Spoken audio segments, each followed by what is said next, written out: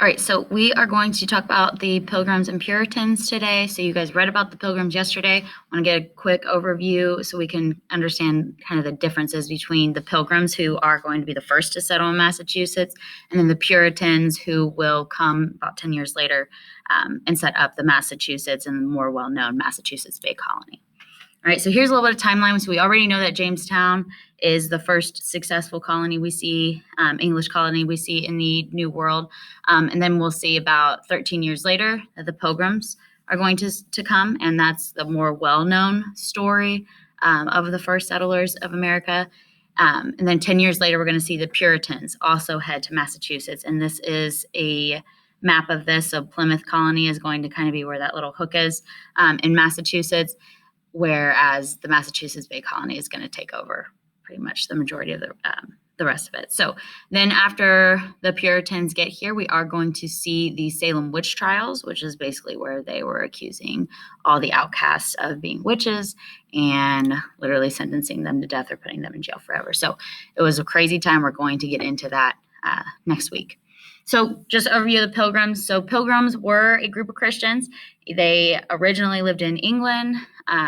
As the king changed the official religion to the Church of England in England, the Pilgrims weren't too happy about it. They wanted to separate from this church. They felt that it was too far gone. It was too far away from the original word and their beliefs that you couldn't save it. So they wanted to separate themselves. They felt they could no longer be a part of this church. So originally they end up going to Holland. Problem being is not that they were being persecuted like they were in England and, being sought out after and literally, punished and harassed. That wasn't happening in Holland. But a fundamental difference is that they still enjoyed their culture. They enjoyed their English culture and they enjoyed their life as an Englishman. And they couldn't do that in Holland. They noticed their kids were starting to speak Dutch, and they were starting to pick up on these cultural things that were happening in Holland rather than England. And they were like, yeah, we can't have that either. So what they end up doing, they get the Virginia Company to fund them to head off to the New World. So they're supposed to go to Virginia. They don't end up making there. They get thrown off course and end up in Massachusetts, and we'll get there. But one of the things that inspired them to go ahead and take this leap of faith, literally, is John Smith's book that he writes about his, early years in Jamestown. It's going to kind of inspire them that, hey, we can do this. We can start a new, a new culture in the New World, or new, life in the New World. And they're going to take William Bradford as their governor. So they do end up on Plymouth Rock, which isn't a literal rock like I think a lot of us have in our head, but they do end up right off of Cape Cod in Massachusetts. They end up calling it New England, right? The old England wasn't working out, so it's New England, which is why we still call that area of the United States New England, because all of these, what we'll end up calling northern colonies, really kind of hold on to that New England culture. They do name the site Plymouth, but again, it's not like it was just this big rock that they landed on, which does make for a good story, but it wasn't quite. All right, so on this journey to the New World, they realize, okay, we are not going to make it to Virginia. We are going to be in this uncharted territory, which means that there's really no jurisdiction or laws over the territory that they're going to be in. And so they felt that the original charter, which was this agreement that they made with the Virginia Company, was no longer valid. So they didn't really have a set form of government. So all the men on the ship come together and they end up signing what is later known to be called the Mayflower Compact, which is basically just an agreement between all of them that we are going to remain loyal to the king, but we know that we're too far away. We're also going to have to kind of fend for ourselves and govern ourselves. And we're going to do that by creating and enacting laws, ordinances, acts, constitutions, and offices.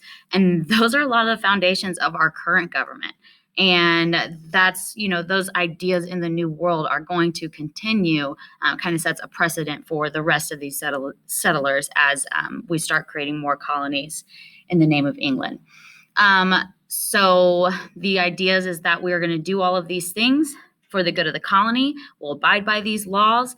We're going to work together to further this society and make it successful while still following the teachings of the Bible. And that kind of led their ideas behind settlement and really a lot of the things that they do initially. So unfortunately, they end up in November, and November is not a good time to show up somewhere that you rely on a land for food, because what are you going to eat? You weren't there to harvest anything. It's not like food is just readily available. So they are going to experience a starving time just like Jamestown did. They didn't bring enough supplies. They didn't have the type of funding that they needed to even do that. So of the 100 pilgrims that head over on the Mayflower, about 50 of them are going to perish or die over that winter of pretty much starvation, a little bit of disease in there too. But they did realize very quickly, unlike with Jamestown, that they needed to build relationships with the natives. They knew they needed to rely on the natives because the natives are going to end up teaching them how to plant, hunt, fish, and then they're going to start trading with the natives. So they see the natives as an asset in a way to survive. And yes, maybe they're not good Christians like we feel people should be, but they were accepting of other people's beliefs and other beliefs that these natives might have. Whereas we're going to see the Puritans do not feel that way. They pretty much say it's our way or the highway. You don't like what we do, then you're out. So that was a probably great move by the Pilgrims, because you think they lose 50% of their people in their first year. There's a good chance they're not going to continue to survive if they do not remain reliant on these natives. So they do actually, the Thanksgiving, they wouldn't have called it Thanksgiving, but they did have I guess a harvest party would kind of be a good way to say it. It was a 3-day celebration where they invited the local natives, Squanto, and his tribe, that helped them really make it through these that first harvest season. And so they wouldn't have necessarily called it that. There was probably no turkey or any of the things that we eat today, but it was a time of celebration and a time of coming together where we don't see a lot of that happen between Englishmen and natives from here on out. And again, just to reiterate that the Pilgrims, that's a big difference between these two. You guys are going to need to know the differences, that Pilgrims were more accepting of other people's religion. Like they wanted to separate from the English church, but they at least, understood that you could believe other things, whereas the Puritans are not going to be so accepting. So who are the Puritans? So although Pilgrims technically believe many of the same things that Puritans do, they're kind of founded in this belief behind the teachings of Calvin, which ends up being called Calvinism, where they're Congregationalists. They want to get back to the basics of the Bible and, take away all the fancy stuff that's been mudding up the religion for the past, hundreds of years. So we're going to look at some of those major differences between the Puritans and the Pilgrims, and then kind of like how they are similar, because the Pilgrims are going to basically immigrate into the Massachusetts Bay Colony that the Puritans set up 10 years after the Pilgrims get there. So the Puritans, they want to purify or reform the Church of England, basically get back to the basics. They felt that the Church of England could be purified. The Pilgrims thought that, no, the Church of England is too far gone. We just got to do our own thing because this is not working. It's not going to work. But the Puritans did at least have hope, which is probably why they stuck around for a little while. But they were being persecuted. They were being abused in England because they didn't want to follow the, Church of England. So about 10 years after the Pilgrims end up in the New World, we're going to see a large group of Puritans follow. And when I say large, it's 10 times as big as the original group. You've got over 1,000 Puritans that are going to make this journey to the Americas, or to America. They were much better prepared. Now we've got at least some experience in the New World, realize what are the things we need to bring and not bring. We're not the guinea pigs as much anymore. So they don't experience a starving time like we saw Jamestown and the Pilgrims face. So this colony that they're going to set up is going to be known as the Massachusetts Bay Colony, and they're going to choose John Winthrop as their governor. They believe that this new colony would be a commonwealth where everybody would work together for the good of the whole, but they are not tolerant of anybody else's religion, meaning that they're not going to accept any other beliefs than their own. And that is going to be kind of a downfall of the Puritans, as it's really one of the main reasons why they end up in the witch trials later in the first place. So Puritan towns were set up. Pretty much you had your church, The church would set up the towns. You'd select leaders, but these leaders had to be male and they had to be members of the church. But it was kind of groundbreaking because this was one of the first times that you had a say in government, even if you didn't own land. You just had to be a member of the church. And you had to be a guy. I mean, there were definitely still a lot of restrictions. But this is an idea that the people are going to start making decisions and laws for their community, and they're on a smaller scale because you've got your church and you've got your surrounding town. There's going to be many of those that develop throughout the Massachusetts Bay Colony, so people feel like they have an active say in their government, which is a newer idea in like the history of the world. They refer to their lifestyle as like the New England way. That's how they believed, their beliefs, how their society should run. They emphasize duty and godliness. You work hard, you're honest. And they even say that they long to be the city on a hill, which means that they want to be an example for, others to come. And really, I feel like that is an idea that is founded in American belief, is that, we are to be the example of, what democracy looks like, what the world should look like, and the standards to hold. And I think that throughout history, Americans have tried to kind of hold on to that idea that we will to be the city on the hill and the example for the rest of the world. Whether we always step up to that challenge, history will tell.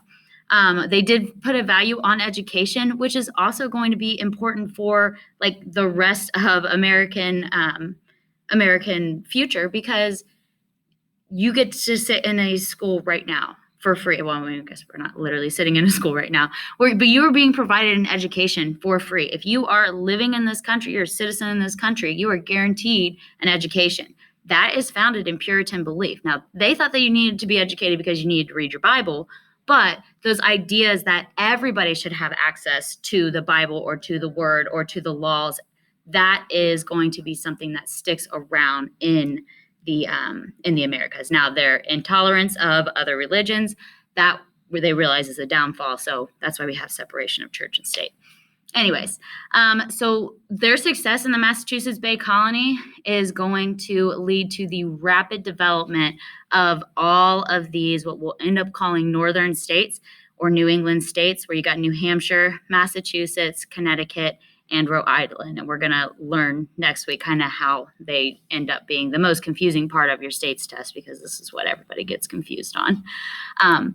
So, in conclusion, big differences between these two is, one, you've got the Pilgrims that are, hey, this church is too far gone.